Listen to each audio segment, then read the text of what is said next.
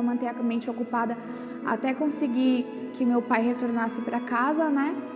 E aí, quando ele voltou, eu respirei fundo e falei, acabou, não preciso mais usar porque não quero mais isso para minha vida. Eu achava que não tinha saída, eu achava que eu ia viver nessa vida para sempre, eu defendia com unhas e dentes a minha droga de preferência. E se você se sente numa situação assim, se você acha que você também é dependente, se você tem algum problema com drogas, levante a mão e peça ajuda.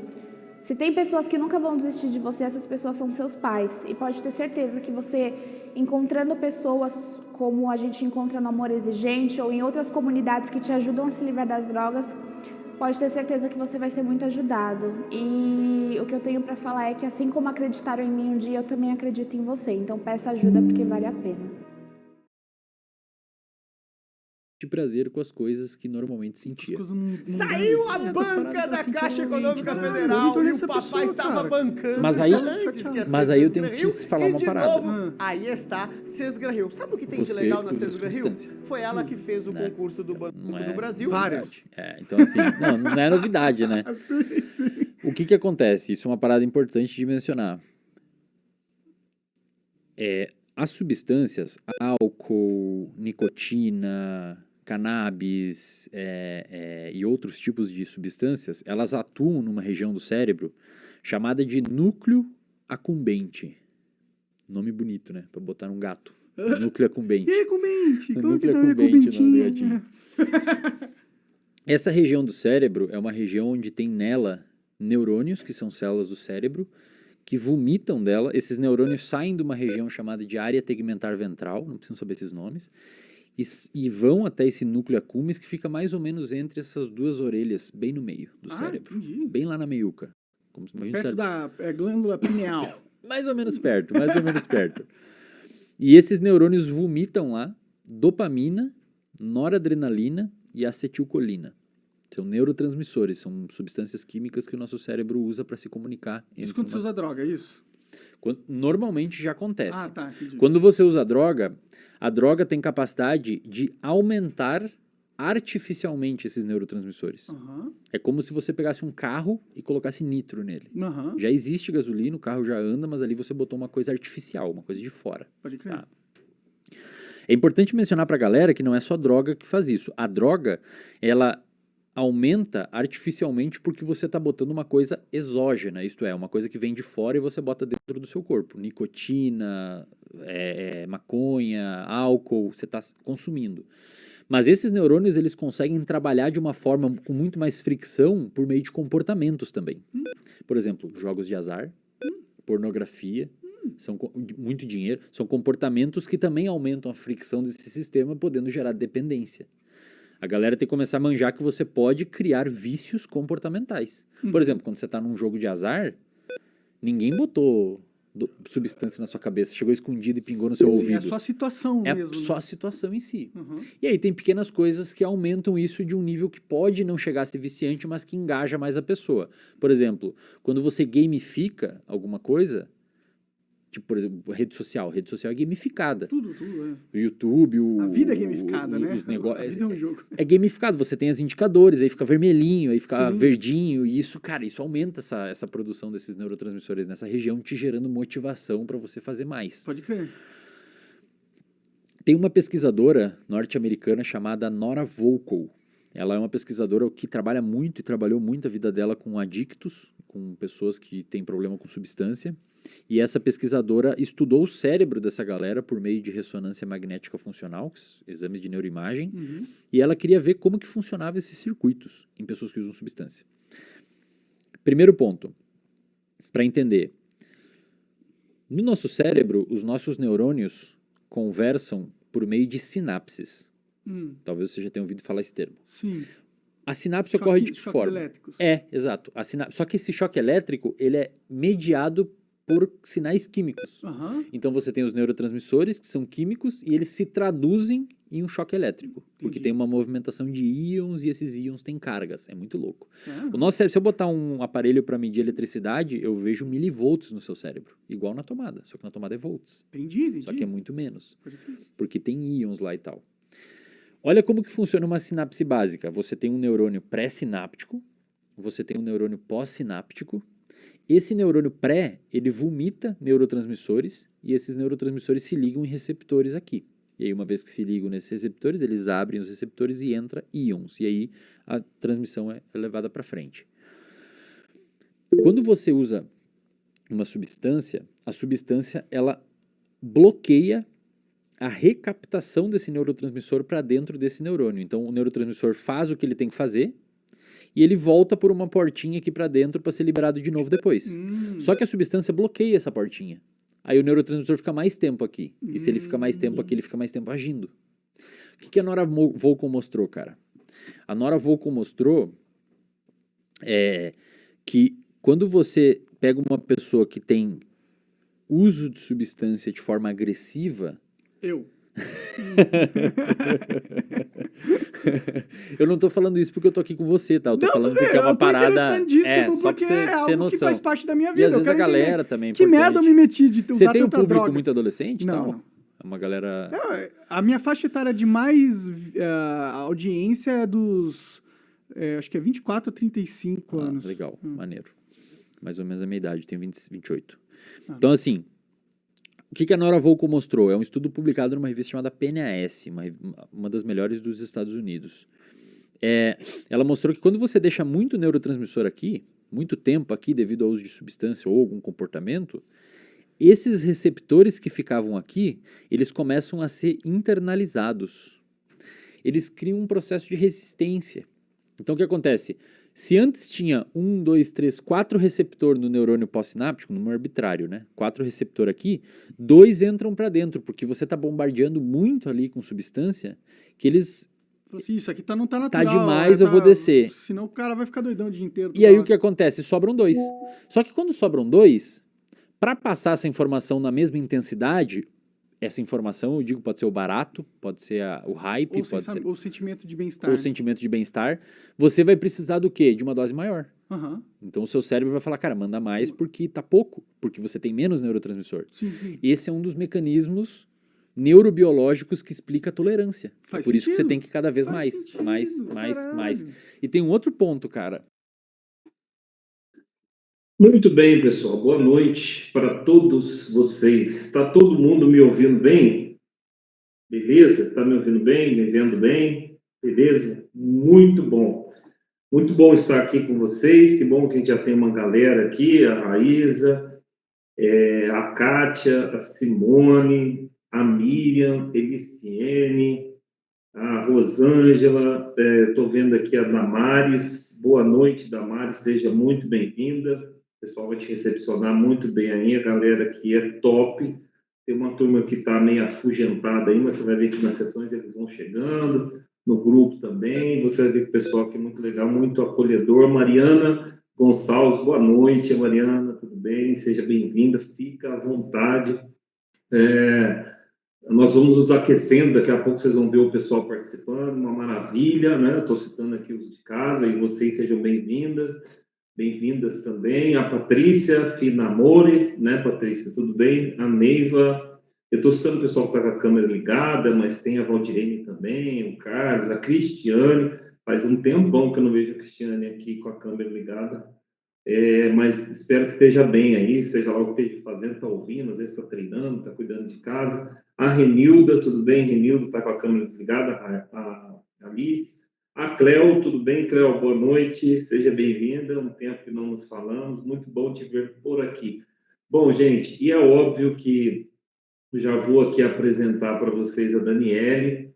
A Daniele é uma querida, vocês já conhecem ela é acadêmica aqui nossa também, mas ela já é muitos anos conselheira, né, terapeuta de clínicas, ajudando as pessoas. E ela também tem uma história, né? Vocês viram que a gente colocou aí no começo uma menina contando a história dela. E a Daniele hoje já é uma moça madura, tem uma história. Não sei se ela vai querer falar, eu vou deixar ela muito à vontade. Mas ela também vai falar alguma coisa que, ao meu ver, é muito importante. Uma pessoa que fala da dependência química e da luta que é para os familiares e da orientação terapêutica, psicanalítica, por assim dizer, para os familiares, Por quê? Porque ela viveu e é muito importante a pessoa, quando tem a parte empírica, que é a experiência que viveu, e quando tem a parte, por assim dizer, terapêutica, que é a experiência também de ter aconselhado, de ter visto, de ter vivido. Então, existe uma forma de lidar, existe uma linguagem, existem dados, e eu acho que é muito importante porque aparece na nossa vida, seja por uma pessoa que tem um vício, ou seja por um familiar que está sofrendo com alguém, né, na família que tem um vício. Nós sabemos que isso não é uma coisa... até, acho que deixamos até a desejar em demorarmos para falar disso, porque no Brasil a gente sabe que na família sempre tem alguém que ali acabou se envolvendo de alguma forma, e não necessariamente só com ali a maconha, como vocês viram o rapaz comentando ainda, dá risada, né? Ele é viciado e tal, a cocaína, mas a dependência emocional, a dependência, a codependência emocional, né? Por assim dizer, a dependência emocional, eu preciso dele, eu preciso disso, eu não vivo sem isso. Aí envolve amor próprio, autoconhecimento, e a gente tem a codependência emocional. Eu preciso estar na vida dessa pessoa e eu preciso que ela precise de mim. E aí você fica exposto a uma espécie de radiação, porque se essa pessoa que você julga que você precisa tanto dela é uma pessoa tóxica, logo você vai ser intoxicado emocionalmente falando. A codependência também é regida por outras linhas de pensamento de estudo, né? Então, por exemplo, você tem na sua família uma pessoa que é dependente de alguma forma, de alguma coisa, você é codependente também, você tem que tomar cuidado. Então, eu tenho um pai alcoólatra, você pode se tornar um alcoólatra com muito mais facilidade, desde uma questão genética até um processo cognitivo, que é o quê? Eu estou vendo a pessoa fazer, eu estou aprendendo, são os neurônios espelho. Né? Eu estou vendo meu pai fazer, é o que é pior. Eu disse para vocês que eu fui fazer eu já disse aqui há um tempo atrás, uma palestra numa clínica e é muito top. E um dos clínicos lá, ele muito bom, um psicanalista, ele é psicólogo e psicanalista, mas muito bom. E ele me convidou para estar na casa dele, hospedado lá naquela noite. E eu fui, aceitei, e era uma casa linda, com piscina e etc. Ele falou, vou fazer uma janta aqui, vamos fazer um churrasco e tal. Beleza, só tava eu e ele. Ele falou, hoje eu tô tranquilão. E eu falei, tudo bem, podia ter chamado uma galera, outros docentes, outros amigos, outros clínicos, enfim. E aí ele pegou e falou para mim, depois que a gente começou a comer, ele pegou e falou assim, e aí, você gosta? E fez assim com a mão. Eu falei, não obstante a ser terapeuta, psicoterapeuta, eu sou cristão, né? E assim, a gente cria uma distância de todo esse tipo de coisa que já fez mal para os nossos familiares, em algum momento fez mal para nós. Só que assim, é muito chocante alguém falar com você diretamente. Eu achei muito legal porque ele confiou em mim, de alguma forma estava se abrindo. Mas eu fiquei muito chocado, porque ele é um terapeuta. E aí eu falei, cara, eu não gosto. E aí ele colocou em cima do balcão de mármore uma carreira de cocaína e cheirou. E depois ele enrolou um cigarro de maconha e começou a fumar. E eu, como estava, fiquei. Tratei ele de forma muito natural, entrei no mundo dele. E ali, para mim, o grande desafio, que ia ser maravilhoso para a minha vida clínica, porque era ruim ver a situação dele, mas um bom psicanalista que se preze, ele não é que ele gosta de problema, mas para ele é desafiador fazer essa análise, essa investigação, essa anamnese, entender o que está acontecendo, porque a psicanálise estuda já vou passar para você, viu, Daniel? Mas tá bom, hein? Porque é só uma pequena introdução. A psicanálise estuda a profundidade, né, das coisas, onde nasceu, né, do que ele está fugindo, né? Aonde isso se cristalizou como algo necessário. A psicanálise vai estudar até mesmo a fase oral, né? A droga que essa pessoa usa, ela é oral, ela é que tipo de dependência, né? Então as fases psicossexuais estudam as fontes de prazer. Então vamos lá. conversando com ele, só para resumir, para vocês entenderem como é processo cognitivo, como é andar junto, como é ver uma pessoa que a gente ama fazer esse tipo de coisa, como isso pode cristalizar, como o exemplo arrasta. Na conversa, ele me disse o seguinte: a minha primeira relação sexual foi num prostíbulo e quem me levou foi o meu pai. Depois eu descobri que ele era viciado em pornografia e em mulher que faz programa, né? Meretrizes, para não usar assim, os termos mais pesados. E aí, e ele falou que a primeira pessoa que deu a cocaína para ele cheirar foi o próprio pai. E ele viu o pai cheirando. Num processo cognitivo, talvez a Daniela possa até falar mais para nós sobre isso, mas num processo cognitivo, analisando, naquele momento ele cristalizou: meu pai é sagrado. Se ele fez, eu posso fazer. Então você veja, ele tem, de certa forma, o domínio da técnica para ajudar o outro, mas não ajuda a si mesmo. Não consegue ajudar a si mesmo. Então, por que é muito importante a gente aprender o processo da dependência? É que tudo na nossa vida, eu quero até fechar minha fala dizendo isso para vocês, é um vício.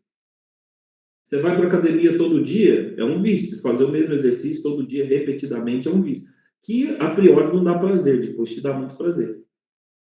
Então, todo ser humano ele tem processo de repetição.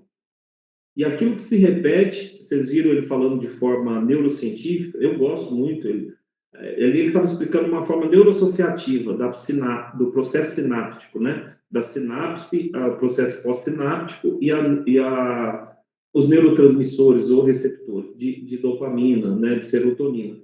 Então, a dependência, ela causa um prazer naquele momento tão grande que ela te ajuda a aliviar a dor daquilo que você está sentindo, né? Então, não deixa de ser uma fuga que essa pessoa tem. E se ela aprendeu no decorrer da vida dela a fugir para esse tipo de coisa, qual é o caminho mais fácil? Fugir para esse tipo de coisa. Ainda que essas coisas representem risco à família, risco à saúde, risco à vida, e a gente poderia falar tantas coisas aqui, mas eu acredito que nós vamos poder pensar, né? Nós temos um tempo muito, muito, muito bom aqui ainda, poder pensar a partir desse vídeo que é da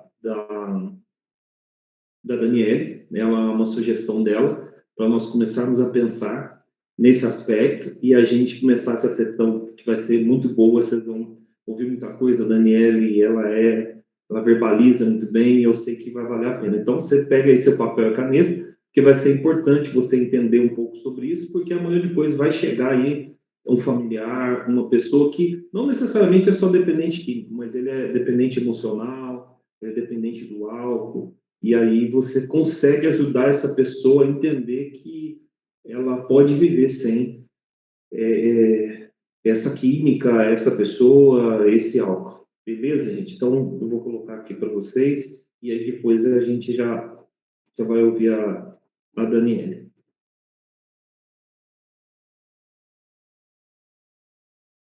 Como é que a gente começa nesse caminho? Não sei. Não sei. Talvez a minha extrema sensibilidade tenha ajudado. Enquanto as pessoas conduzem as suas vidas de forma aparentemente normal, eu jamais consegui isso. Fui um adolescente com medo da vida, muito medo da vida. Eu me sentia ameaçado pela vida. A dor de perceber que seus casamentos, seus filhos, seus amigos, sua vida profissional, seus bens, tudo aquilo que você conquistou vai se afastando de você, vai escoando pelo ralo, aí você não quer. Aí você tenta reverter esse processo, você luta, você desesperadamente luta, aí vem a dor maior de você perceber que não consegue mais.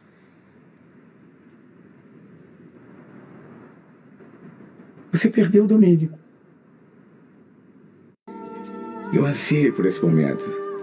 E lá na maternidade, quer dizer, no dia, exatamente no dia, quando ele estava nascendo, na hora do parto, eu estava cheirando no banheiro da maternidade. Eu estava de quarto, diante de uma privada, com a carreira de pó na tampa do sanitário do banheiro público ali. Eu estava lá, cheirando. Era muito difícil para mim, muito difícil. Eu me anestesiava. Eu fugia. Se anestesiar, Mel? Pra quê? Pra não sentir? Pra não viver? Eu não consigo parar. Não consigo. Eu não consigo. Eu não tenho comando, a minha cabeça não tem mais o comando. Eu tenho uma bala na minha cabeça, uma bala de alto calibre. Ela me abandonou. Eu não tenho mais o comando.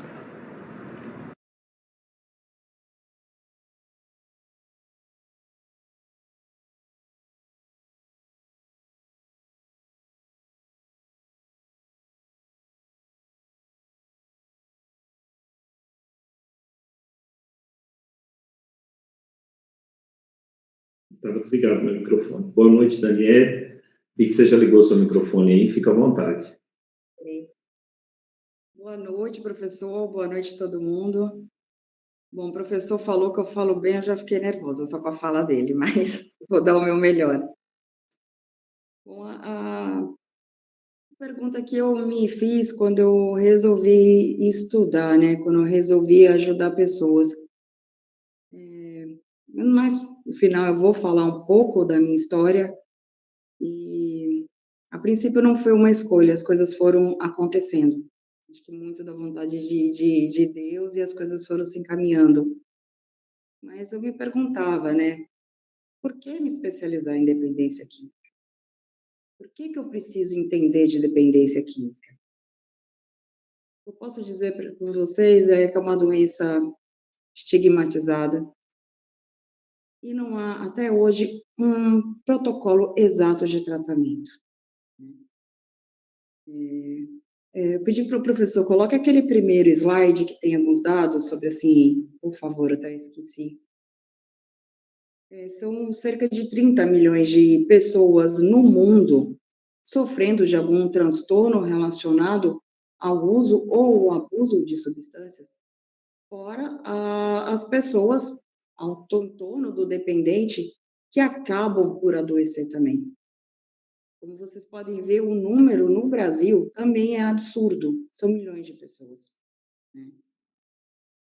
Nem sempre a gente vai lidar, e é extremamente raro num consultório, um adicto que está em crise mesmo, que já está com a doença mais avançada a procurar. A doença é caracterizada por uma negação muito grande, e eles vão estar num estágio em que eles vão viver apenas pela busca da droga. Mas há muito que pode ser feito antes de se chegar ao estágio crítico, e há muito que precisa ser feito depois, que uma vez desenvolvida a doença, aquela pessoa vai precisar de suporte para o resto da vida. Eu estou limpa há mais de uma década, toda semana eu estou conversando com o meu psicólogo, já está comigo há um tempo. Eu vou lá, nem que seja para falar que sim, está tudo bem.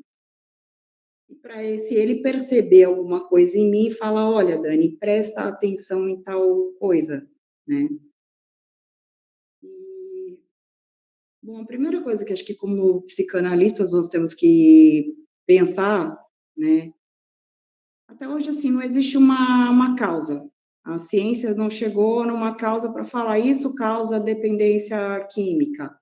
Fala-se em fatores genéticos, fala-se em família disfuncional, mas todos os casos que eu acompanhei, né, eu sempre encontrei algum tipo de trauma.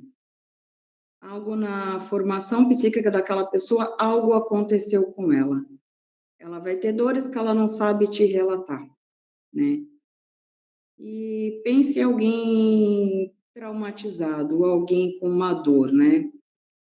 Quando se trata de dependente químico, eu não gosto nem de falar da busca de prazer, por nós estudada. Estamos falando, assim, puramente da fuga do desprazer. A pessoa encontra a substância, faz uso a primeira vez, e aquilo se encaixa perfeitamente, a dor dela. Isso aqui vai diferenciar o simples usuário, a pessoa que faz o abuso, do dependente químico. O que acontece com o dependente químico? É importante a gente saber, isso vai ser usado em consultório, todos vão lidar com o paciente com algum tipo de uso, com algum tipo de abuso e possivelmente com o dependente, não importa em que fase esteja. E a pessoa que faz uso, bom, ela vai fazer esporadicamente. Ela vai usar 2 vezes por semana, ela vai usar 1 vez por mês, e ok, né. A pessoa cometendo abuso, né, às vezes ela não vai usar 2 vezes por semana, ela vai usar de 15 em 15 dias, de 2 em 2 meses, mas aquele dia que ela usar, as coisas vão fugir totalmente do controle. Já é o primeiro sinal de risco. Porque a hora que ela lidar com dores maiores, com problemas maiores, essas crises, esse abuso vai se tornar frequente. Por exemplo, a gente tem a visão, né, por isso que eu falo que é uma doença estigmatizada, do dependente químico, aquela pessoa que está lá na Cracolândia, né. Dificilmente a gente presta atenção no alcoolista. Muitos levam 20 anos para chegar à fase crítica da doença. Possivelmente, você tem um vizinho alcoolista, você tem um amigo que está começando a desenvolver o problema, 1, 2, 3 anos, ninguém vai perceber. Ninguém percebe a dor dele, ele não vai falar. Muitas vezes ele vai até no seu consultório te procurar e ele vai agir como uma criança, como uma criancinha de 1, 2 anos, a dor está ali. Ele não sabe te falar onde está. É a hora que é necessário muita sensibilidade, né. Não é como tratar qualquer outro paciente, lidar com o dependente químico. E falando assim na parte mais, dados mais científicos, a parte mais médica, né, os psiquiatras todos estudam o seguinte, até que foi falado no vídeo. Bom, a questão que leva é a fuga do desprazer. Só que isso vai de encontro lá com o sistema de recompensa, né, do cérebro. Responsável pelas sensações mais primárias, o prazer que você sente ao se alimentar, a matar a sua sede, a estar com a sua família. E, de repente, entra uma substância. Tem a descarga de todos os neurotransmissores, especialmente a dopamina. Isso vai direto, né? Sistema de recompensa dopaminérgico.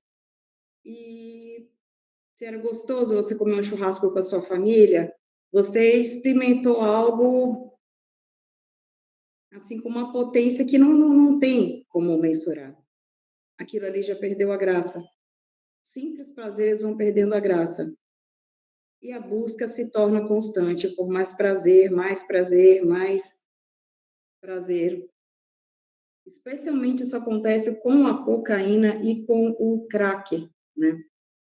Mas com as outras drogas é mais lento, mas também o caminho é bem parecido. E eu estava até com umas anotações aqui a respeito de, eu acho que o tempo vai ficar um pouquinho curto, né? Sobre imagens, procurem, se tiverem curiosidade, imagens de PET scan que vão estar mostrando a ação da droga no cérebro, 10 dias de abstinência, 100 dias de abstinência, 10 dias de abstinência, há uma queda, é a hora que bate a fissura, a abstinência, o desespero. Como por volta dos 10 dias as conexões voltam, é bem interessante procurar isso, tá? As imagens de ressonância de PET scan. E, bom, eu vou entrar um pouco em questão de diagnóstico, né? Existem o protocolo da DSM, né, da Organização Mundial da Saúde, e há coisas a serem observadas. Por exemplo, um paciente seu no consultório, você está desconfiado, ele já conseguiu se abrir, falar que realmente é o uso. É observar a primeira coisa, se há tolerância, né? Ou seja, o organismo vai se tornando tolerante. Um copo é pouco, ele passa de 2, ele passa de 3, é o primeiro sinal, né? E é importante sinalizar isso para o paciente. Se ele está se tornando algo, provavelmente, assim, tolerante a qualquer substância, provavelmente ele é um dependente químico. A segunda coisa é a abstinência. A abstinência só aparece para quem já está com a dependência química instaurada. Os sintomas são os mais variados, seja irritabilidade, insônia, tremores, né? É bem variado. O craving ou a fissura, né? Ele até tenta, ele está numa fase que ele quer, ele não consegue, né? Em poucos dias é desesperador o que ele sente. E outra coisa, a relevância do consumo, ou seja, o consumo é mais importante que qualquer coisa. É a hora que ele larga a família, ele larga filho, ele começa a faltar no trabalho, né? O relevante ali é o consumo. E a última coisa, assim, que a maioria dos profissionais prestam muita atenção, né? É na restrição do repertório de vida dessa pessoa. Aí já é o último estágio, né? Não tem mais trabalho, não tem mais família, não tem mais amigos, não tem mais nada. Ficou resumido, praticamente ao uso, né? Aí a gente vai chegar na parte da família, que é uma coisa que você tem que olhar com muito cuidado, né? A família começa a procurar, a família está sofrendo muito e a família é bombardeada com toda espécie de desinformação. Até se vocês, por curiosidade, forem ver vídeos, que de vez em quando eu busco, vou procurar e eu vejo coisas assim de profissionais falando e que acabam só levando mais dor à família. Vocês vão escutar coisas do tipo, mas o dependente químico não ama ninguém. O dependente químico não tem sentimentos. Eu já, até pouco tempo atrás, conversei com uma mãe que estava chorando comigo, perguntando, meu filho não me ama? Eu falei, mas quem disse isso para a senhora? Ah, eu li. Eu falei, não. Justamente o que caracteriza o dependente químico é a extrema sensibilidade à dor. Ele ama sim. Eu fui explicar um pouco, mas durante um tempo na vida dele, a dor dele era tão grande que ele não estava mais conseguindo olhar para a senhora que estava à volta. Eu até falei, imagine um acidente grave, uma pessoa politraumatizada, ela teve várias fraturas, ela está ali sofrendo.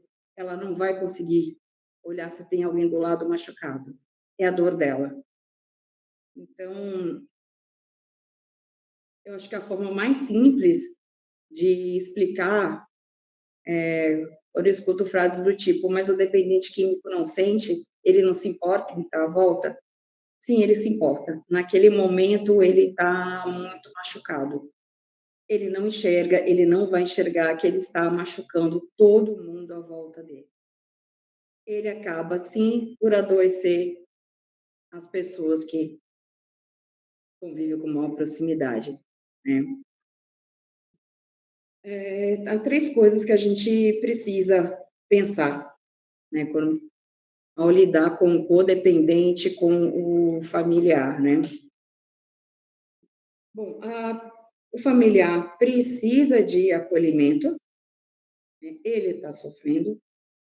O familiar precisa de orientação, ele não entende, por ser uma doença estigmatizada, o que ele ouviu o tempo inteiro é seu filho não presta, a sua esposa não presta, o seu irmão é vagabundo, ele não quer nada com a vida, ele não tem força de vontade, ele não quer, né? Ele precisa ser orientado. Em terceiro lugar, o mais importante, ele precisa de tratamento. O codependente tem vários fatores psicológicos, depois até a ajuda do professor para estar falando mais que realmente eu fiquei muito voltada ao estudo do dependente e, assim, tratar o codependente, a gente acaba tendo o quê, né, mas acho que há vários fatores psicológicos que envolvem que talvez o professor tenha mais propriedade para estar falando sobre o assunto. Mas é importante entender, né, sobre o acolhimento, sobre a orientação, porque muitas vezes o que vai colocar em risco o seu paciente é o codependente. O codependente é aquela pessoa, durante um bom tempo da vida, a necessidade, assim, dele de atenção, de se sentir importante, ele reduziu tudo. Cuidar daquela pessoa se tornou a função dele. E de uma forma distorcida, ele se sente importante por aquilo, aquilo preenche. Daí, primeiro, ele vai salvar, né? Ele vai internar, ele vai levar até o consultório, ele vai fazer de tudo. Quando aquela pessoa estiver bem, o codependente vai passar a sentir um vazio existencial que ele não vai saber explicar. E ele vai ter aquela ideia errada de que ele precisa salvar aquela pessoa, que ele é o responsável por aquela pessoa. Pode ser um ser humano adulto que está ali perto dele, que teve, sim, é uma doença, a pessoa sofre, mas ela também tem escolhas. E o codependente, ele vai querer continuar assumindo o controle da vida daquela pessoa. Ele vai ser extremamente prejudicial nesse momento. Primeiro porque ele vai sufocar, ele vai provocar um monte de reações. E mesmo quando o dependente é muito orientado, que isso algumas clínicas fazem, né? Algumas clínicas explicam exaustivamente que ele vai ter que ter paciência com o familiar dele, que agora é o familiar que precisa de ajuda. Que às vezes ele tem que ouvir, concordar, dizer ok, tudo bem, e que não adianta, que é questão de tempo, né? Às vezes a pessoa é exaustivamente orientada e ela até consegue lidar com toda a, digamos, perseguição, porque é isso que muitas vezes o codependente faz, né? Ela consegue lidar com isso, muitos não conseguem lidar com isso acaba provocando uma reação que a pessoa nem tinha intenção de sair de casa, de isso, de aquilo, ela acaba fazendo, né? Porque o dependente, ele tem um lado ainda muito imaturo, principalmente se começaram a usar cedo, e o uso foi durante anos, décadas, ele não amadureceu emocionalmente, então isso se torna complicado. E mesmo quando o paciente compreende, né, a paciência que ele tem que ter com o codependente, o codependente vai impedir ele de estabelecer uma nova vida. O codependente não vai enxergar, né? Quando o paciente volta para casa, às vezes a mãe está procurando aquele filho lá da adolescência. E é muito complicado explicar para a mãe, olha, aquela pessoa da adolescência, o seu filho, ele não existe, ele não vai voltar. Aquela pessoa, durante anos de adicção ativa, também não era o seu filho. No fundo, a senhora está buscando esse. Ele também não vai voltar. A senhora vai conhecer uma nova pessoa. É muito complicado falar isso para um codependente. É uma situação que, se não soubesse tratar com muito cuidado, o codependente vai levar o dependente para recair. Então, às vezes, o profissional acaba não tendo outra escolha a não ser orientar a separação, um desligamento feito com amor, e conscientizar as duas partes e encaminhar o codependente para o tratamento. Às vezes não há escolha. Até vou citar um caso, né? Era paciente de um amigo meu, de São Paulo, de um psicólogo, né? A moça ficou internada durante alguns meses, saiu muito bem, estava retomando a vida, e a mãe simplesmente saiu da casa dela e falou: não, eu vou morar com você, filha. Vou te ajudar a cuidar das suas filhas, para você voltar a trabalhar, para você isso. E deu um mês que a mãe se mudou para a casa da filha, a moça bateu na clínica. atrás do psicólogo, falando: olha, eu vim conversar com o senhor, quero conversar com o psiquiatra, com o doutor, por favor, me interne. Olha, eu liguei aqui, o psiquiatra está chateado comigo, falou que aqui não é um spa, não é uma colônia de férias, que não é assim que funcione.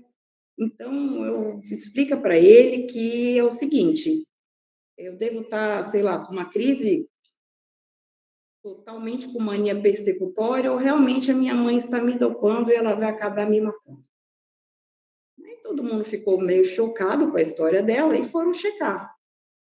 Dava 8 horas da noite, se a moça, que já era adulta, né, 30 e poucos anos, não estivesse deitada, dormindo, fingindo que estava dormindo, a mãe ficava em pânico, porque era normalmente o horário que ela costumava sair para trás da substância e voltava de manhã. A mãe insistia para ela tomar um suco naquele horário, para ela tomar um leite, tomar o que fosse. Ela falava, eu tomava o tal do suco, dava 20 minutos, eu apagava. A mãe estava dopando. Naquele momento eu entendi o perigo da codependência, de como o amor pode ser tóxico, como o amor pode matar.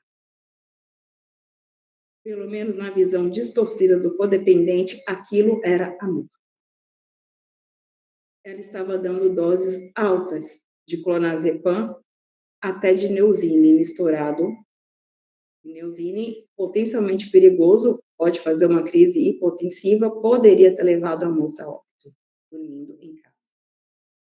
É claro que aceitaram internar a moça, falaram no máximo 15 dias, para você pedir que a sua mãe saia da sua casa.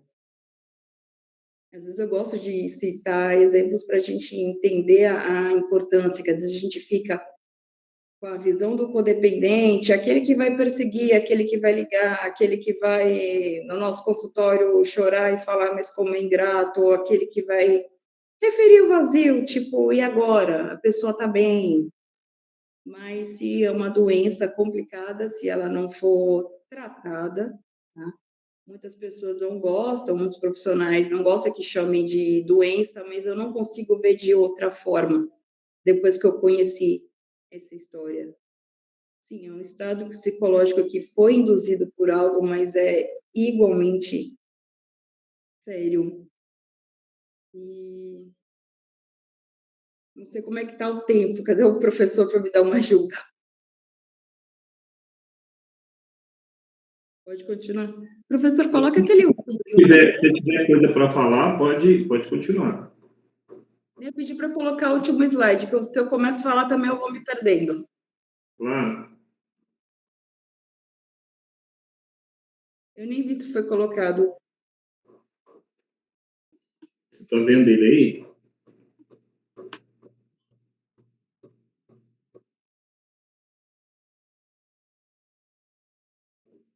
Aparece para você aí? Apareceu. Não, já era para eu ter colocado ele antes, desculpa, gente. Mas era mais ou menos isso que eu estou falando, né? Sobre abordagem ao codependente. Muitas vezes é o que vai garantir, especialmente o paciente que ficou internado. Ele foi retirado do convívio, né? Geralmente, as pessoas costumam ficar de 3 a 6 meses, é o aconselhado. Quando ele volta, se ele não for preparado para lidar com o codependente, se o codependente não for tratado em conjunto, costuma ser desastroso. Costuma ser muito complicado e passa o número de recaídas por causa da família é absurdo.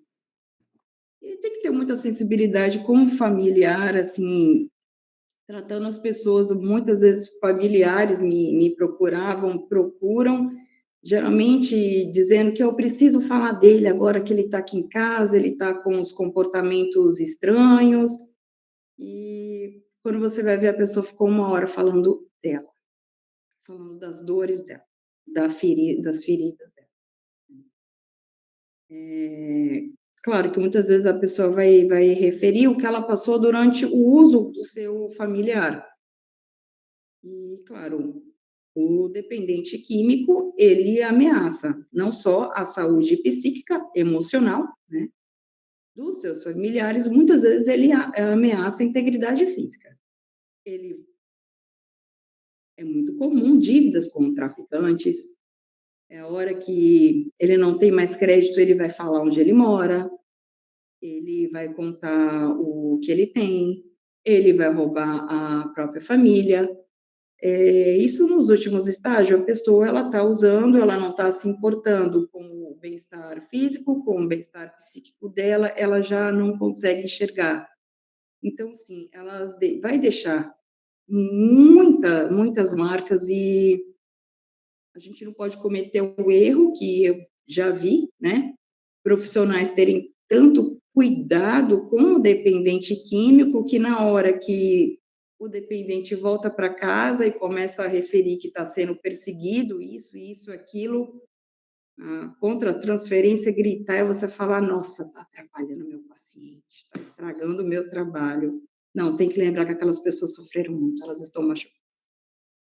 Cuidamos de um lado, agora resta cuidar do outro. E, bom, eu vou falar um pouquinho da minha história.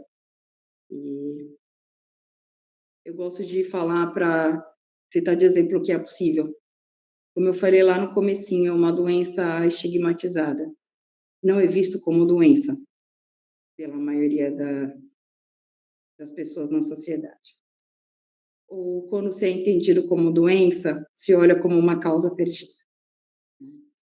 Começou, não tem volta, as recaídas são enormes, assim, a porcentagem das pessoas que vão ficar limpas é muito pequena. Eu passei por uma internação, eu passei por tratamento, e eu escutei que apenas 10% ficavam limpos, e depois de um tempo escutei que a estatística mudou, que nem 5%, e no momento eu decidi, vai ser eu. Se um só for ficar limpo aqui, vai ser eu. Meu sofrimento era imenso e eu também sou uma pessoa muito teimosa e aquilo me ajudou. Eu falei, estão falando para mim que eu não consigo? E, como eu falei, não foi uma escolha trabalhar com isso, as coisas foram acontecendo. Começaram a me chamar para ajudar, para fazer uma coisa, para fazer outra. E tinha um conselheiro que me ensinou muita coisa e às vezes eu falava, nunca vou ser igual. Você está 35 anos limpo, agora você... Nunca você, não, essa paciência toda, de jeito nenhum. Daí eu falo para ele que ele roubou uma praga. Um dia ele olhou para mim e falou, criatura, acontece que se for da vontade de Deus, você vai sim. Você vai ficar aqui, você vai sim. Deu 15 dias, chega o dono da clínica falando, Daniele, você na minha sala. Eu falei, pronto, é agora.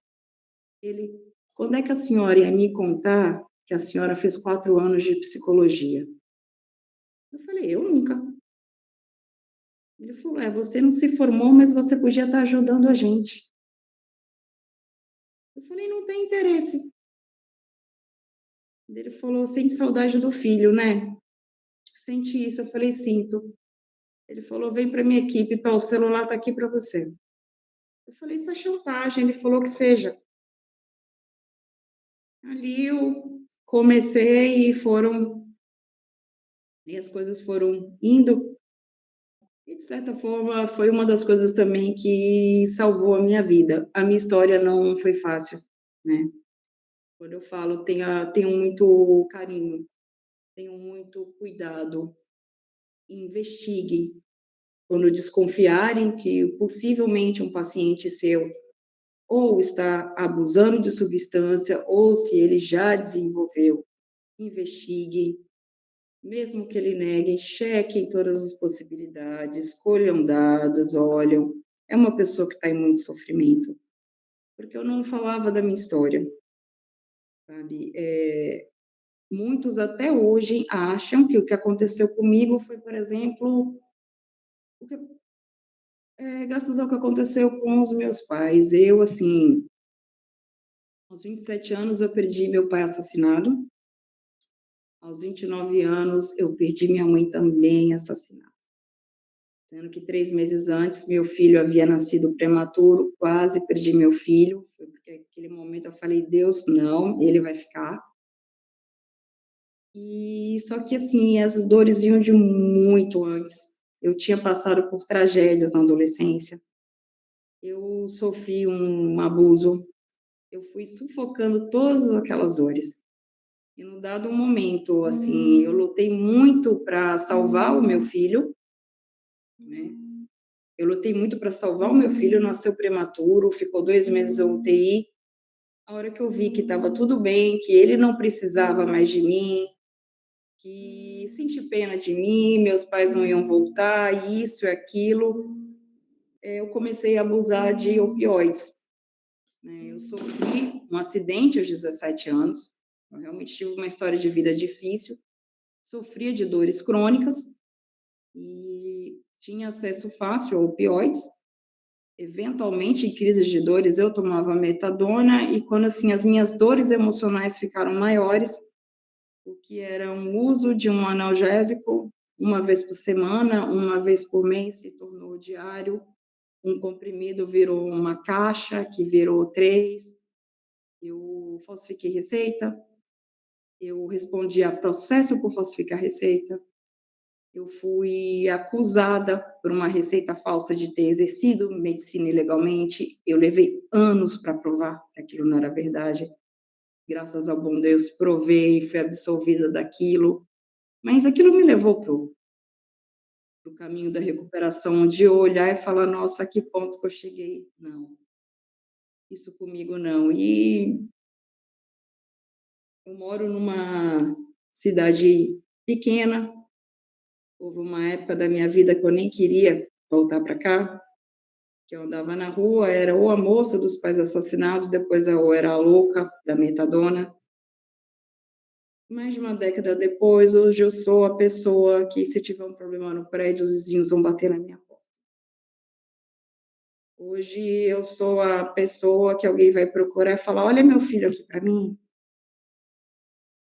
Se alguém tiver uma dor emocional, um amigo meu, ele vai me ligar de madrugada, ele vai falar: "O que que você acha?".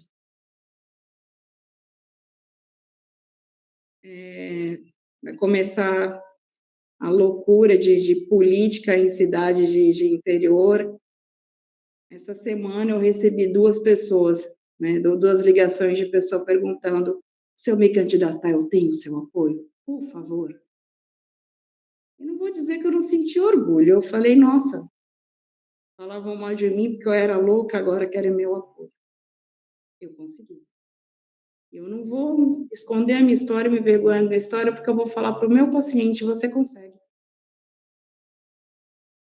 Basta você se decidir por isso e porque existem prazeres maiores, né. Isso se tornou possível quando eu falei das minhas dores. Quando um dia um psicólogo me pegou no consultório e falou: "Fala do seu abuso". Na outra semana ele falou: "Fala de novo". Na terceira ele falou: "Me conta de novo". Na quarta, quando ele falou, eu com raiva falei: "Pô, que é isso? É polícia? É inquérito? Você está esperando entrar em contradição?". Ele falou: "Não, eu estava esperando você ficar com raiva de mim ao invés de chorar. Você falou tanto que não te machuca mais". E fiquem com isso, com essa última fala. Faça o seu paciente falar, ache onde está a dor, faça ele falar até que não machuque mais. Porque eu ter passado por momentos assim foi o que me curou. Não foi a medicação que eu tomei em abstinência, foram momentos como aquele.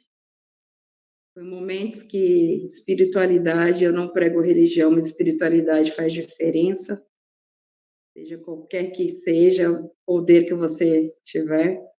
São momentos que um conselheiro olha para mim e fala: "Olha, desculpa, mas se for o que Deus quiser para você, sinto muito, não vai ter escolha". E acho que era isso que eu queria deixar. Um pouquinho da minha história, uma introdução sobre o que é a dependência química e como esse assunto merece carinho, tá. Obrigada aí pela atenção de todos.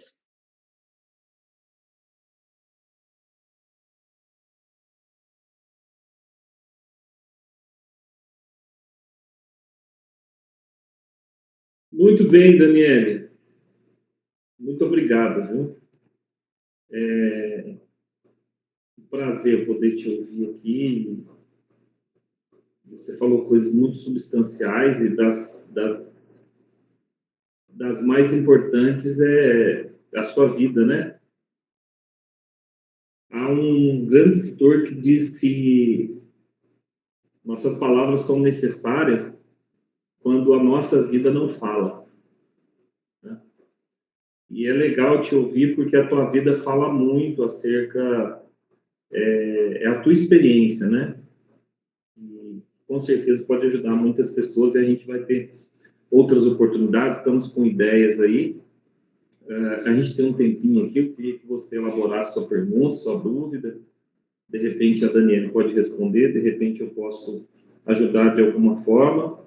A Patrícia já escreveu aqui, super amei o depoimento e o conteúdo, gratidão, procure onde está a dor, faça o seu paciente falar, até não doer mais. Muito top isso, né? Isso é psicanálise na sua essência. A primeira resumo, né, da psicanálise, em uma frase, foi que a psicanálise era a cura pela fala. Né? Porque enquanto a pessoa fala, obviamente, para a pessoa certa, que está filtrando aquele conteúdo e tentando descobrir os pontos certos, ela acaba se curando. 50%, eu acredito, se fosse medir em porcentagem, 50% da sua cura está na fala, ou da cura desse indivíduo. Então, faça ele falar. E uma dica para você, gente, você que é introspectivo, você que é fechado, você que é calado, você que tenta conter a dor, Freud chama de recalque e repressão, essa dor entra por um lado, ela vai ter que sair do outro, tá certo? Ela vai ter que ser reciclada, né, enquanto você fala, para que você possa amenizar, sublimar, é um dos mecanismos de defesa, né, ressignificar essa dor. Tá? Eu vou te ouvir já, Miri. Então, você precisa falar, tá?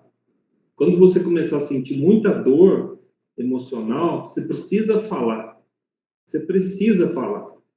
A Daniela citou que a ajuda, nessa hora toda ajuda bem-vinda, mas a ajuda espiritual, ela é super bem-vinda. Porque quando a pessoa, sei lá, ela vai a um padre, a gente sabe de antigamente, os confessionários, ou ela vai a um pastor e ele fala para ela orar, o que ela está fazendo? Verbalizando. O que ela está fazendo? Falando. Ela vai para o amigo e ela vai para o bar para fazer o quê? Falar. Só que quando ela vem para o terapeuta tem essa condição, porque ele passou por essas aulas práticas, ele passou pela plataforma, ele tem essa condição de, por exemplo, dizer para ela o seguinte: você precisa ressignificar o seu vício com novas atividades, e aí ele passa o 7X para ela. Novos vídeos, novos áudios, exercício de respiração, meditação, oração, exercício físico. Porque ele vai estimular a farmácia interior. É um processo químico também. A dopamina, a noradrenalina, a oxitocina, a serotonina, é um processo químico. São processos que eles vêm para nossas vidas, para o nosso corpo, e nos dá prazer quando a gente conclui uma tarefa, quando a gente recebe um abraço, quando a gente faz exercício físico. Sabe uma coisa que tem uma descarga de dopamina imediata? Doce. Você sente prazer. Então, você está meio triste, você come um doce e você sente prazer, né? Então, eu não posso ver nem torrone. Esses torrone que eu compro logo uma caixa. E eu não sei comprar de 1, 2. E também não sei comer de 1, 2. Bis, então, agora esse que tem a caixa maior, a Camila, vocês sabem que é nutricionista, ela fala assim, ó, 2 bis. É 20 bis. Então, tem que ser sincero, gente. Vai lá pro seu terapeuta aqui, vocês vão ser meu terapeuta hoje, entendeu? É 20 bis. Você imagina se uma Coca-Cola dessa da garrafa de vidro, você vai tomar um copinho? Não, toma a Coca inteira. Delícia. Né? Só que a gente precisa ressignificar esses processos de prazeres. Então, o analista, ele vai ressignificar esse processo de prazer. A Daniele falou muito bem sobre o desprazer. A nossa vida note essa frase, a nossa vida é a busca, a fuga da dor. A gente vive para fugir da dor ou para buscar prazer. Essa, em suma, é a nossa vida. A gente vive para fugir das dores. A gente vive numa fuga. A gente sai das casas dos pais porque a gente não aguenta os pais falando na nossa cabeça e vai casar. Não, ninguém vai falar na nossa cabeça depois que você casar, fica tranquilo. Você vai casar com um mudo. Então, não tem jeito, gente. A gente foge e vai encontrar o problema ainda maior. Então, o que você precisa fazer? Aprender a lidar.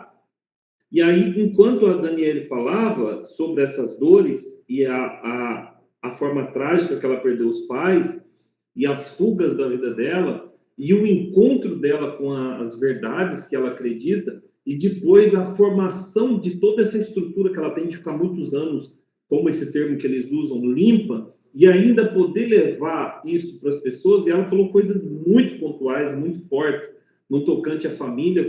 Eu quero fazer uma aula só sobre isso, o codependente, o familiar, essa necessidade que ele tem de fazer presente, e parece que a dor do outro passa a ser importante, porque agora ele é importante na vida do outro. Isso é muito forte, isso serve para tudo. Isso serve para tudo. Eu atendi uma pessoa que ela falou assim, ele foi embora e a alegria foi embora junto com ele. Olha só, como se a alegria não pudesse habitar na vida de uma pessoa que mora sozinha, que vive sozinha. Como se eu precisasse do outro para poder sorrir. A Luciene escreveu uma coisa bonita aí para você, Daniel. Precisamos de pessoas como você, referência para acreditar que vamos dar certo e vencer obstáculos. Tá vendo? A vida fala. Muito bom, parabéns. Então, gente, para você que está anotando e está colocando essa aula como na parte dos resumos, a pergunta, e também você como terapeuta, a pergunta, né, sempre mais importante que a resposta. A pergunta que eu faria era essa: quais são os seus desprazeres? Ou eu investigaria. Qual é o desprazer desse viciado? Seja ele qualquer coisa aqui, tá? Nesse caso eu estou falando. Qual é o desprazer? A gente vai investigar. É uma rejeição de pai? É uma rejeição de mãe? É um bullying na escola? É uma rejeição de namorado? Qual é o desprazer que te dói? Você se apegou ao filho? Você se apegou à filha? Agora ele casou e você se sente um nada? Como codependente nesse caso? Né? Aí a gente tem aqui pelo menos 4 coisas para trabalhar: 7X, TQD, agenda, fala e escuta. Os 7X são o quê? As coisas que nós fazemos, mas a gente não tem consciência. Agora a gente começa a fazer consciente. Pelo menos 7 coisas: vídeo, áudio, meditação, respiração, diário da gratidão, alongamento. São as coisas que, se alguém tiver o 7X, copia e cola aqui no texto, para as meninas novas também poder copiar. São coisas que a gente precisa fazer consciente. Eu faço todo dia. Respiração é o 7º que eu faltava aqui. Então, uma outra coisa é trazer para a consciência. O PQD é trazer para a consciência, questionar e dar o primeiro passo. Então, esse indivíduo precisa ter consciência daquilo que ele perdeu, daquilo que não vai voltar, da necessidade que ele tem de buscar o prazer por causa do desprazer. Né? A terceira coisa, agenda. Gente, a gente precisa... Tudo bem que a Daniele trouxe para nós um contexto clínico, né? A pessoa precisa aceitar que ela precisa se internar, né? Mas ela sai disso. E ela tem um gatilho mental que pode levar ela a essa fuga. Então, qual que é a agenda dela? Então, seria a agenda.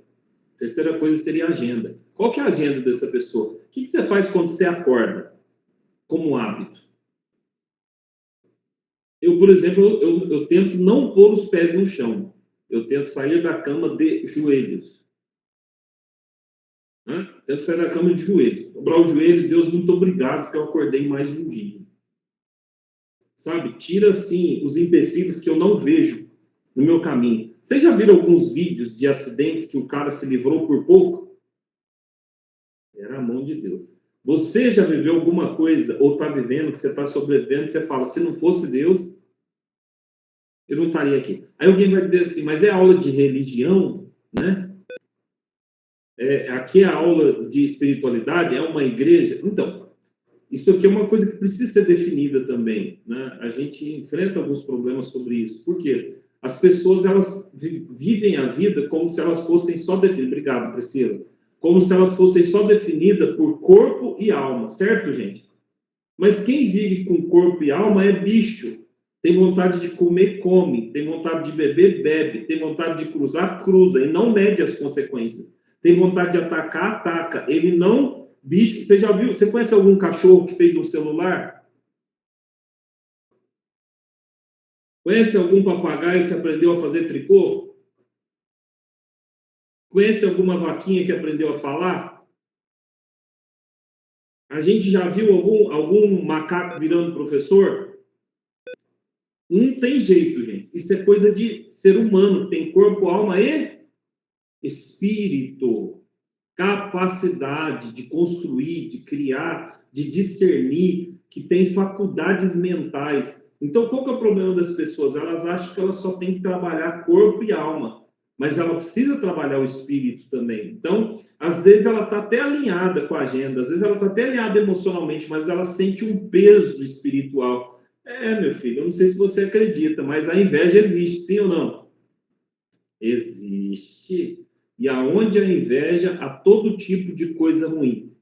Eu postei um vídeo lá no Instagram meu, e também está no Instagram da universidade, que é se você ouvir 30 minutos de notícias ruins, está envolvido em reclamações e pessoas para baixo, você tem 5 horas de imunidade baixa, o seu cortisol vai trabalhar contra você. Então, esse negócio de ficar assistindo programa pesado, participar de lives pesadas, de grupos que só falam mal, você está dizendo para o seu inconsciente, eu faço parte dessa maldade. Ah, não, mas é só para ver. Não, não pode ver. Então, a nossa agenda, eu costumo dizer o seguinte, nós não somos o que nós falamos, nós somos o que nós fazemos. Nós não somos a nossa expectativa, nós somos a realidade. Em psicanálise, tem a teoria de Lacan, simbólico, imaginário e real. E Lacan vai trabalhar o seguinte, o simbólico é a simbologia que eu dou para as coisas. Então, um exemplo, se tem alguém aqui vendo esses livros aqui, então você vai contar comigo 1, 2, 3, 4. Mas suponhamos que alguém entra agora. Eu só tenho um livro na mão. Eu começo a falar sobre 4 livros. Para a pessoa, eu só tenho quantos? Só tenho 1. Porque, simbolicamente, ela não consegue ver os 4. Ela pegou a notícia a partir do 1. Então, para ela, tudo que eu estou falando, a simbologia é do 1. Mas a realidade do assunto é os 4. Então, existem faces da realidade que precisam ser compreendidas para a gente buscar a nossa cura. Não adianta a gente ficar imaginando e simbolizando. Poderia ser assim. Não é assim. Nossa, mas se tivesse sido diferente, não vai ser. Nossa, mas se eu tivesse escolhido lá atrás, eu teria sofrido menos. Não é assim que a gente pensa? Quem já pensou isso? Se eu tivesse a cabeça que eu tenho hoje, nossa Deus, estava rica. Estava rica, milionária. Ninguém me tocava. Estava lá morando em Marte com ela, moça. Então, o que acontece? A gente precisa aceitar que a gente tomou a melhor decisão com a cabeça que a gente tinha. E agora a gente vai tomar a melhor decisão com a cabeça que a gente tem. Eu postei um vídeo aí essa semana que é o seguinte, o cara pegou e falou assim, eu tô ficando louco ou a outra metade da nossa vida é para curar a primeira metade? Porque parece que a primeira metade da nossa vida só faz cagada. E a segunda metade a gente fica tentando consertar a cagada da primeira, se curar das escolhas erradas da primeira. E faz sentido. Só que administrar essa realidade vai ajudar a gente a ser feliz com o hoje, com o momento. E aí chega o terceiro, foi 7X, TQD, agenda. Fala e escuta. Gente, não tem nada melhor que você poder falar para uma pessoa preparada e ela te devolver o valor da terapia, da análise, né, por assim dizer, né? Essa palavra terapia, que hoje é usada mais para psicologia por conta da psicoterapia que é chamada, mas o psicólogo também não sabe que essa palavra terapia vem do grego terapeutos, que na verdade é tratamento medicinal. Então o nosso povo ele é folclorista, né? E ele usa muito imaginário. Aí o psicólogo fala que a terapia é do psicólogo, não é do psicólogo. Aliás, nem a psicologia é do psicólogo. Quem começou a psicologia foi Freud. E eu queria encerrar com um assunto muito... deixa eu falar três coisas aqui rapidinho. Bom, primeiro, que eu preciso falar isso, que é um assunto meio pesadinho e você precisa saber dele, né, sobre Freud. A relação de Freud com a cocaína. Então, eu já vou falar sobre isso. Mas antes disso, falar para vocês o seguinte, a Daniele falou assim, eu fui teimosa e competitiva, né, eu era teimosa. Eles falaram assim, eu quero ver. E aí parece que foi o desafio que depois a favor, porque aí ela falou, se vocês estão me desafiando, então eu vou provar que eu posso. Então veja como a alavanca tem o poder de te levar para o próximo nível, se você usar ela do jeito certo. Foi um pensamento. Freud disse que o pensamento é o ensaio da ação. Então ela teve um pensamento, usou a alavanca que podia levar ela a falar assim, eu faço o que eu quero, se eu quiser eu uso. Aí o cara falou, eu duvido é você sair daí. Ela falou, então você vai ver, eu saio também. Então, você tem que usar o que você tem ao seu favor, não contra. Ah, eu sou teimosa. Então, você vai ser teimosa em estudar. Você vai ser teimosa em aprender a falar não. Tem dificuldade de falar não? Fala não assim, ó. Não. Não vai rolar, não. Fala pro espelho assim, não. Acorda, mexe no cabelo e fala não. Hoje eu digo não. Sabe tocar violão? Pega o violão e fala a canção hoje é não. Não, não, não. Não, não, não. Fala não. Eu tive dificuldade de falar não e isso me custou tão caro. Fala não. Não, não vai rolar, não vai dar certo, não quero ir, não vou, não estou me sentindo bem, não sou obrigado a sorrir para todo mundo. Pronto, olha eu ensinando vocês a ficarem rebeldes, né? Mas não é isso, gente. Ele tem que se encontrar com as nossas realidades para depois tratar elas, né? E também o não faz parte. Muito legal isso, Daniel. Uma outra coisa, a independência do dependente e a independência do codependente, né? Ela vai vir quando ele entender que ele precisa enfrentar o eu. Sabe por quê? A emoção não amadurece. Se quiser, pode anotar isso. A emoção não amadurece. A raiva não amadurece. A tristeza não amadurece. O impulso não amadurece. Quem amadurece é o eu. Quando a nossa vida ela é construída sobre sentimentos e emoções, a gente corre o risco de muita coisa dar errada. Porque você vai se movendo por aquela palavra, você se move por aquele sentimento. E beleza, então. Quando a gente é novo, nossa, mas ele é assim, alto, tem o cabelo tipo assim, Henrique Juliano, sabe? O olho dele é puxadinho assim, mãe, assim, você precisa de ver. A boca carnuda, sorriso lindo, nariz fininho, parece nariz de um francês. Mãe, é um príncipe. É praticamente um Ken negro. Né? Lembra da Barbie? O Ken. Aí, o que vai acontecer? Tem que conhecer. E aí, os nossos avós diziam, quem vê cara não vê? E do coração procede as saídas da vida. Então, a gente precisa estimular essa pessoa a dependência. E, por fim, antes de liberar vocês aí para perguntar alguma coisa, antes da psicanálise, Freud, como neurologista, ele encontrou uma tristeza muito grande na vida dele. Em 1896, você vê, em 1915, ele estava escrevendo textos incríveis sobre a psicanálise, né? Mas em 1896, Freud usou cocaína. E como o médico, na época, a cocaína não era como hoje, né? Que é um império mundial e as pessoas usam. E ele chegou a receitar a cocaína, porque ela, de alguma forma, entendeu que ela era a única coisa naquele momento, não havia as medicações, os psicotrópicos, não existia na época.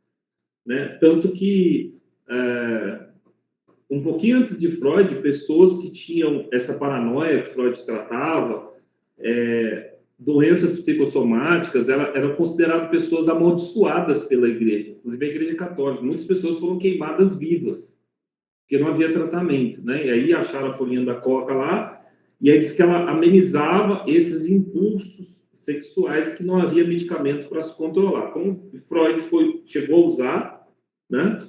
E porque pessoas já falaram para mim várias coisas da vida de Freud, já falaram que a psicanálise é do diabo, que Freud era um maconheiro. Então, assim, as pessoas não sabem da informação e elas misturam, né, as coisas.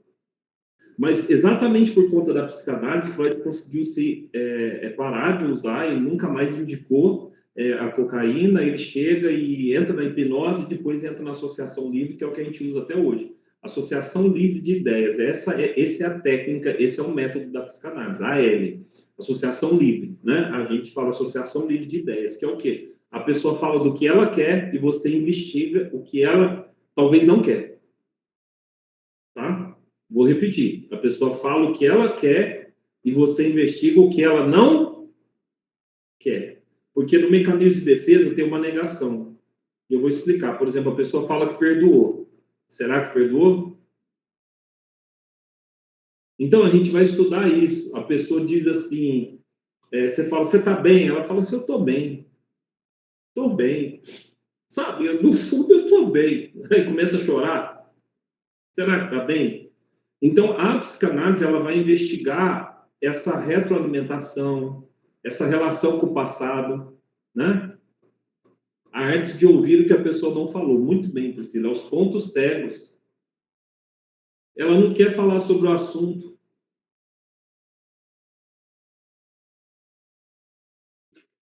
Espera aí que a Maria escreveu um negócio aqui que parece ser interessante também. A pessoa fala o que ela quer e você investiga o que ela não quer. Exatamente, eu acabei de falar. Perfeito, obrigado por escrever.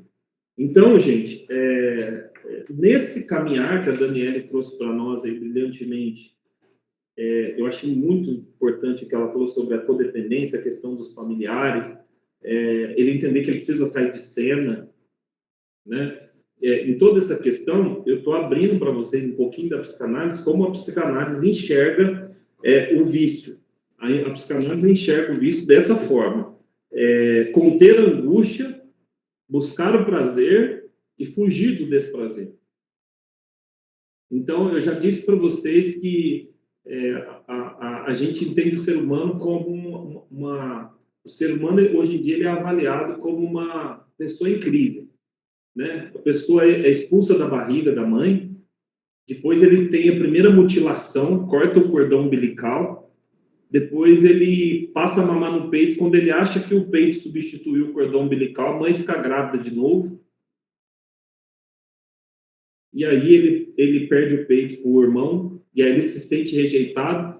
Ele pensa que a mãe é dele, ele a mãe é um, depois ele descobre que ele a mãe não é um, e não obstante, a mãe ainda ama o pai, ama o irmão, e põe ele na creche, com uma pessoa que ele nunca viu. Pelo amor de Deus, se eu tivesse consciência disso, já tinha ficado com a raiva da minha mãe logo no começo. Aí o que acontece? Você vai passar 8 horas por dia com a sua mãe, que é a hora que você chega em casa, umas 2, 3 horas com a mãe, e ela já te enfia na cama. Ela vai dormir, menino. Para de gritar na minha cabeça. Deixa eu assistir a novela. Mulheres de Areia aqui. Sei lá. Aí enfia o menino para dormir. Quando o menino acorda, ele vai ser educado por quem? Pela escola. Pela professora. E a professora só grita, porque a professora é uma louca também, é outra. Aí o que acontece? A gente vai crescendo com esse sentimento de abandono.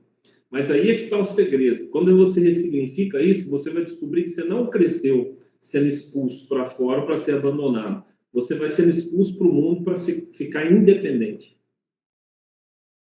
Então você fica independente do cordão umbilical, independente da mãe, você vai ficando independente e agora você está aí grandinho achando que você pode tudo. E aí isso aí é maravilhoso, é a nossa independência. Então, o dependente precisa entender que ele pode ser independente. Claro, com os pontos cegos, com os gatilhos mentais, ele pode ter recaído, né, Daniel?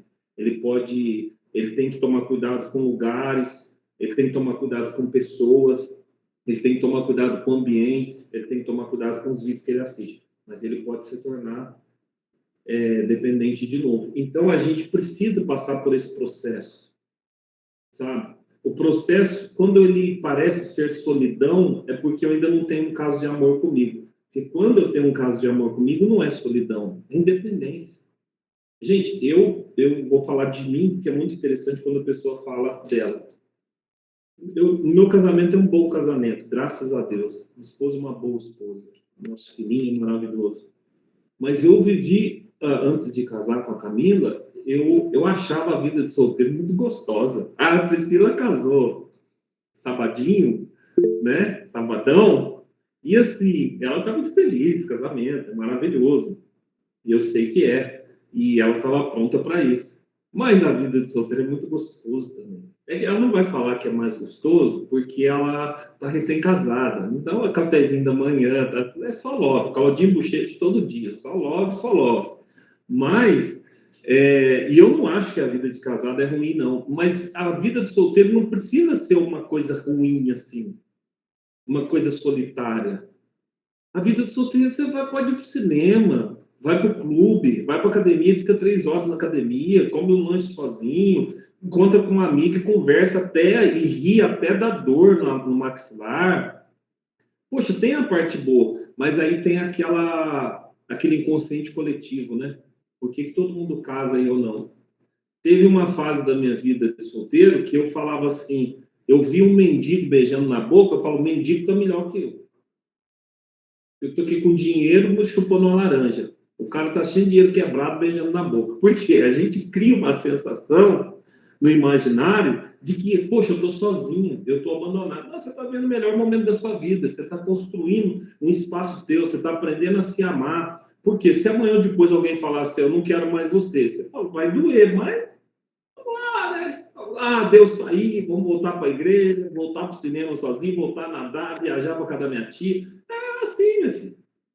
Então, o que acontece? Eu estou falando aqui, não estou nem promovendo a vida de solteiro e nem depreciando a vida de casado. Cada coisa tem o seu lugar. A vida de casado pode carregar uma solidão ainda pior. Olha aí. A Patrícia escreveu: se sentir só mesmo estando acompanhado. O solteiro está só consigo mesmo.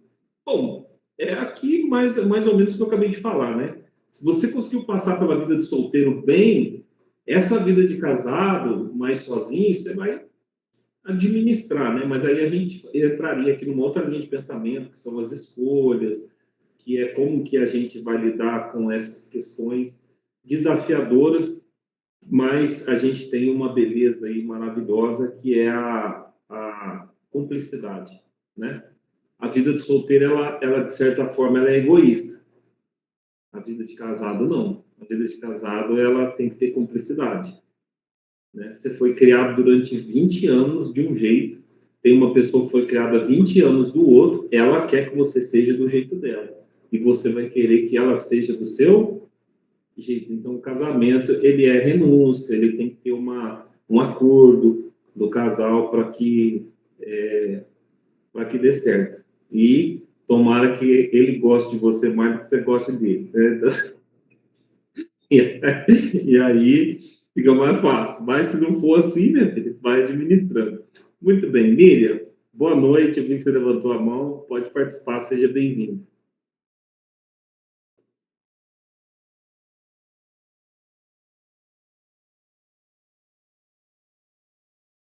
Espera aí que eu não sei se está habilitado o microfone. Agora tá. Pode falar. Estou aqui pensando abrir o microfone. Falei, que é isso? Oi, gente, boa noite. A minha pergunta é saber, por exemplo, conforme foi falado que caso a família se torna codependente, acaba sendo prejudicial do excesso, né? O excesso de cuidado pós-internação clínica. E eu gostaria de saber quais são as atitudes que o familiar tem que ter no retorno do paciente. Quais são as atitudes corretas para não cometer o excesso e nem a falta também do zelo. Boa noite, Miriam. Miriam, o familiar, em primeiro lugar, ele precisa buscar orientação e ele precisa se cuidar, né? Uma coisa que é muito falada entre os profissionais, o que eu acredito, é que o dependente químico, ele é uma denúncia. Ele é uma denúncia de que alguma coisa naquela família não está bem, que em algum momento algo saiu errado. Existem feridas na família. E essa preocupação, agora que ele saiu, o que que eu preciso fazer para ajudar? O que que eu preciso? Não é responsabilidade da família mais. A família interviu, a família internou, a família ajudou financeiramente. Ele voltar para casa, ele recomeçar, não é responsabilidade da família.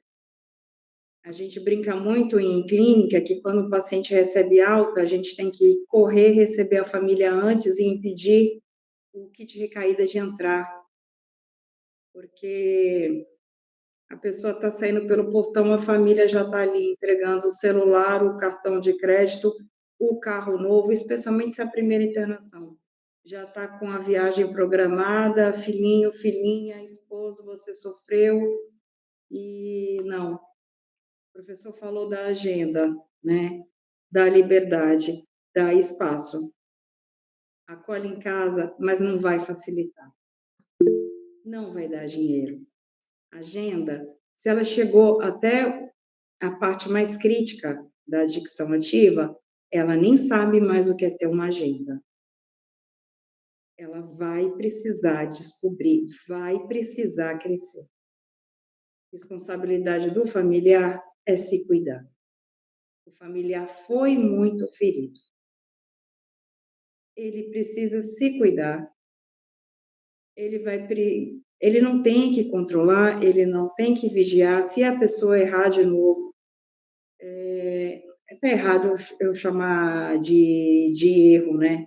É muito raro a pessoa a primeira vez, a recaída acontece muito. Muitas vezes a recaída ela é extremamente pontual, quando a pessoa está dentro do propósito, ela em seguida já busca ajuda, porque ela lembra de toda a dor. A culpa não é do doente, mas depois a responsabilidade né? É igual um cardíaco. A primeira vez que ele infarta, ele não sabia. Se ele continuar comendo gordura, se ele não fizer exercício, a culpa é dele sim. Ele já sabia. E não é a família que está em volta, vigiar os hábitos dele. É ele. É ele com ele. A responsabilidade do familiar é com ele próprio. Ele ficar bem, ele já está ajudando muito. Ele já está dando exemplo. Você quer ver um paciente ficar impressionado? Isso eu já vi relatos, falar, poxa, minha mãe agora está indo na terapia toda semana. O que aconteceu com ela? Não, eu achei que ia isso. Não está sendo nada daquilo. Isso ajuda, isso surpreende. Sabe? É isso. A responsabilidade não é mais do familiar. Pode falar. Miriam, você ia falar mais alguma coisa? Pode falar. Obrigado, Daniel. Eu pesquisei muito sobre essas coisas por conta da minha história, do que a gente está passando, que a gente vive hoje. E disse que eu quero até perguntar para ti, né, como pessoa com experiência, a melhor opção é não deixar o dependente voltar para o mesmo ambiente ou para a mesma localidade de onde ele teve as suas experiências, né, com o contato com as pessoas que envolveu ele, né, nessa dependência, né, e assim, diz que quanto mais longe puder, ou um parente, ou tiver um local mais longe do ambiente onde foi o pivô, né, da sua dependência química. Isso a senhora me diz aqui. Miriam, isso é um mito. Até em Narcóticos Anônimos, Alcoólicos Anônimos, não é todo mundo que eu aconselho nós, principalmente Narcóticos Anônimos, né? A gente brinca que lá existe tudo que é tipo de gente, até um ou outro que realmente quer recuperação. Mas o programa em si, sabendo escolher um grupo, tem muita coisa boa e pode ajudar. Mas o AA, que são pessoas mais velhas, e eles falam, fuga geográfica não adianta nada. Se a pessoa não estiver no propósito de ficar bem, você pode mandar para onde quer que esteja. Não foi um ambiente, as pessoas, os amigos, isso e aquilo, até facilita, mas não foi aquilo. As feridas daquela pessoa eram internas, alguma coisa dentro dela. E, bom, eu não entrei em questão, senão ficaria muito extenso. Futuramente, se houver oportunidade, eu pretendo falar de psicopatologias também associadas, né? É extremamente raro a pessoa simplesmente ser, estou falando adicto, o termo certo não é mais esse, é ser portadora do TUS, né? Do transtorno por uso de substância. É muito comum uma depressão, ou a bipolaridade, ou o transtorno de personalidade borderline, são os três, né? E quando tem isso, você tem que tratar essa pessoa, tem que ter todo um cuidado, né? A dependência, às vezes, vai mascarar um outro problema. Quando não são puramente traumas emocionais, e não é culpa do familiar. Não existe isso de eu vou proteger o meu filho e nunca nada vai acontecer com ele. Não é culpa minha. E o familiar sofre muito junto e você não pode entrar nessa agora de você continuar querendo planejar a vida da sua filha. Tá? Desculpa até falar dessa forma com você. A sua filha vai ter que sair preparada e ela vai precisar desse suporte psicológico do lado de fora. Por ela vai ter que saber que não é legal ela procurar os mesmos amigos, que por um tempo a recuperação dela vai estar frágil, que ela pode ainda sentir vontade, que os mesmos ambientes serão prejudiciais, que ela vai precisar de novos hábitos. Um profissional vai ter que falar isso para ela.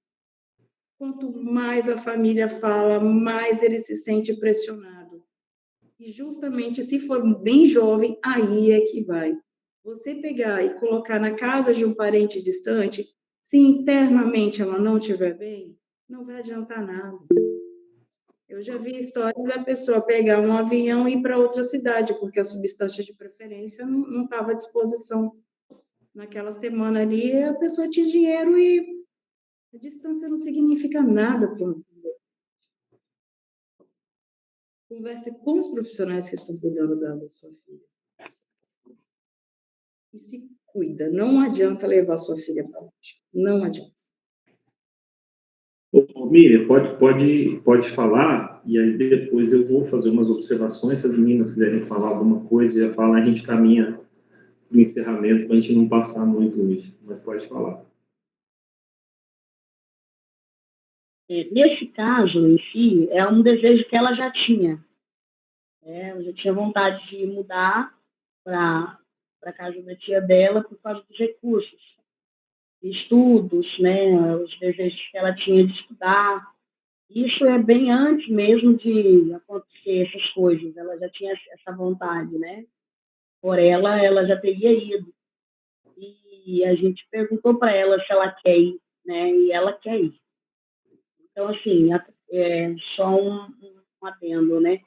A possibilidade dela também querer mudar de áreas também pode ser um fator, né, predominante. E uma questão quanto ao aquilo que levou ela, né, nós já temos aí sabido já o trauma do que ocasionou, né, o trauma que aconteceu na vida dela. E, inclusive, eu sempre fui muito aberta com ela quanto às decisões que ela queria tomar, atitudes. Eu nunca privei, né, de tomar alguma atitude referente àquilo que causou dano na vida dela. Muito pelo contrário, eu me pus à disposição dela para quando ela quisesse, se ela quisesse tomar alguma atitude a respeito, eu estaria do lado dela, né? Só que ela sempre foi uma menina muito mais fechada, né? Fechada assim para fora, né? Então, assim, no tocante a isso, só isso mesmo, é questão de eu fiz essa pergunta, mas para alinhar mesmo também, porque já era um desejo dela sair daqui, desse ambiente, desse lugar, ela sempre teve vontade de ir, e eu estava aqui pensando se isso não poderia também favorecer ela na ter uma nova vida, né, após essa saída dela. Posso falar? Você quer falar? Não só completar, realmente, Mira, se é um desejo dela, ok, mas realmente não é o lugar, Mira. Esse é o estado emocional dela como um todo.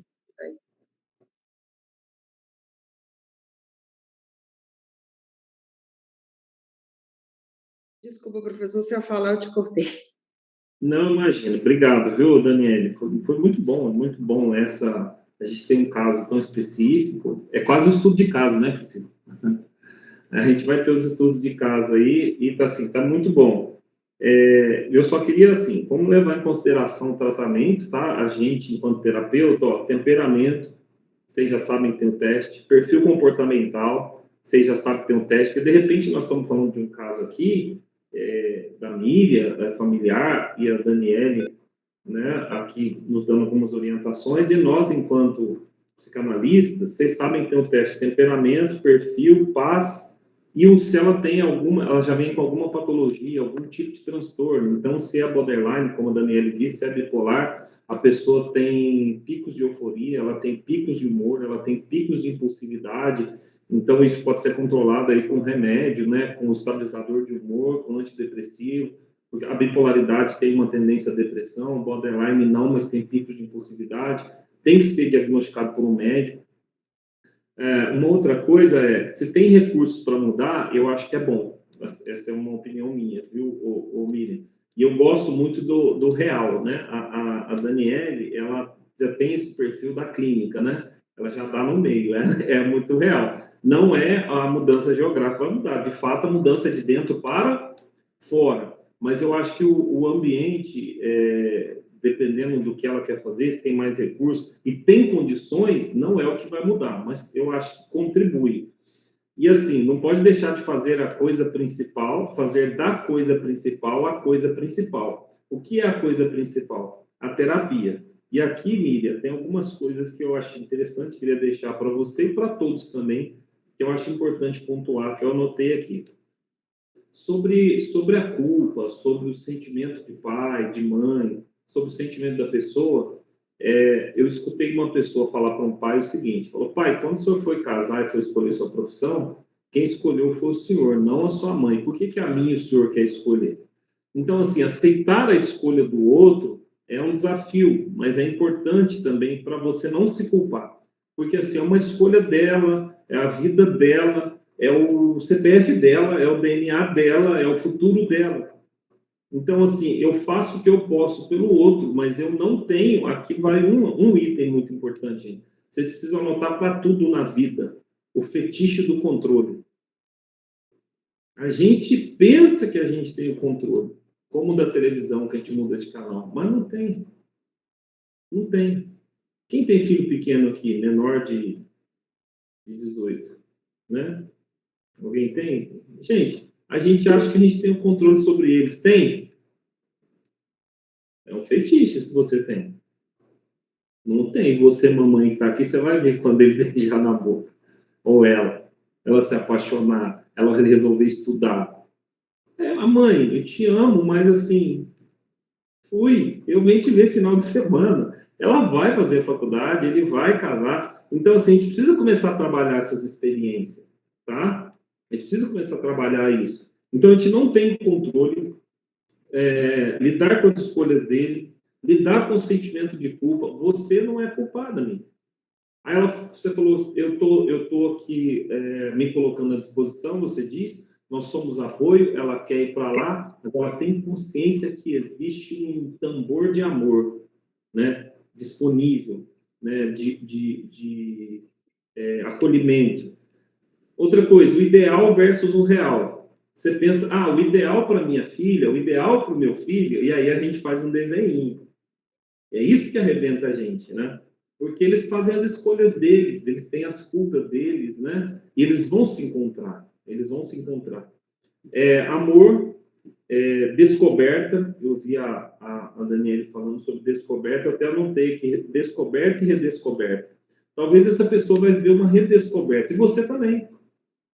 Você também vai redescobrir como é viver sem ter que controlar, sem controlar e sem imaginar que você dá o seu melhor. A gente só tem controle do que a gente faz, né? A gente só tem controle do que a gente faz, a gente não tem controle do que o outro faz. Essas eram as minhas considerações, viu, Miriam? Eu acho que os pais que o filho já não tem nenhum tipo de probleminha, já carregam uma culpa do tamanho do mundo, né? Que parece que não sai da gente, né? Imagina quando a gente tem um problema. Então, a gente tende a carregar esse sentimento de culpa e isso vai trazer uma angústia, vai ser uma fonte de angústia, e essa fonte de angústia vai se tornar um esgotamento, e se a gente não cuidar, tudo ao nosso redor vai se esgotando. A gente tem uma vida, né? Então, a gente precisa administrar. Se bem que sentimento de mãe é uma coisa... Só o marido que sabe como que mãe é coisa única, né? Você vê que mãe é... Mas está tudo bem. Aceitar esse sentimento e lidar com isso também. Quer falar alguma coisa, Priscila, Simone, Patrícia? Se sim, sim. Se não, não querem falar nada? Não quer, Simone, Priscila? Não? Estão quietinha hoje? Então, beleza. Eu vou agradecer a vocês todos, né? Já passamos um pouquinho do horário. Agradecer gentilmente a Daniele, tá, Daniele, por se predispor aí, preparar o slide, preparar toda a sua fala e também a sua vida, pessoal. Muito obrigado, viu? Muito generoso da sua parte. E tem mais coisas aí para a gente trazer sobre isso. A gente está pensando aí no mini curso, para o pessoal poder lidar melhor com essa questão. Agradecer a Miriam, obrigado, viu, Miriam, pela predisposição aí, trazer o assunto. Começou lá atrás, né, quando você falou, e a gente animou em trazer, foi muito bom.